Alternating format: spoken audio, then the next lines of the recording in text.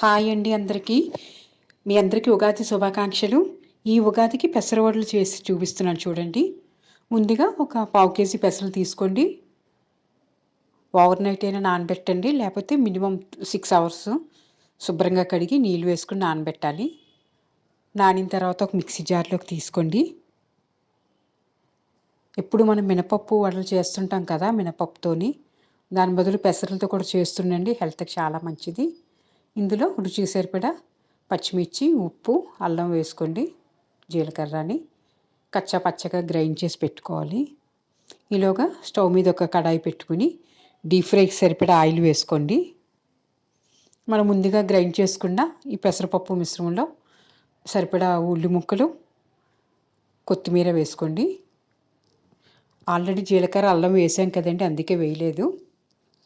ఒకసారి బాగా కలుపుకొని స్టవ్ మీద పాన్ వేడెక్కాక ఇలా వడల్లా చేసుకుని ఇలా వేసుకోండి.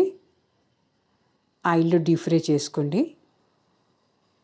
ముడి పెసలతో చేసాం కాబట్టి కలరు డార్క్గా వస్తుందండి, కానీ రుచి మటుకు చాలా బాగుంటాయి. మీకు అందరికీ తెలుసు పెసలు హెల్త్కి చాలా మంచిదని. చూడండి, ఇలాగ క్రిస్పీగా ఉండేలాగా వేయించుకోండి. ఇలాగే ఒక్కొక్క వాయితో వేసుకుంటూ రెండు వైపులా వేయించుకోండి. ఒకరోజు 2 రోజులు కూడా నిల్వ ఉంటాయండి, పాడవు. కొబ్బరి చట్నీతో కానీ టమాటా సాస్తో కానీ తీసుకోవచ్చు. ఇలా అన్నీ చేసుకోండి, చాలా రుచిగా ఉంటాయి. మీడియం ఫ్లేమ్ మీద వేయించుకోవాలండి, లేకపోతే లోపల వేగదు.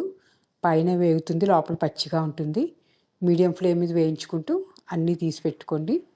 ఈ ఉగాదికి నేనైతే ఇవి చేశాను. మీరేం చేసుకున్నారో చెప్పండి. Thank you for watching my channel. Please subscribe to Smart Anitha.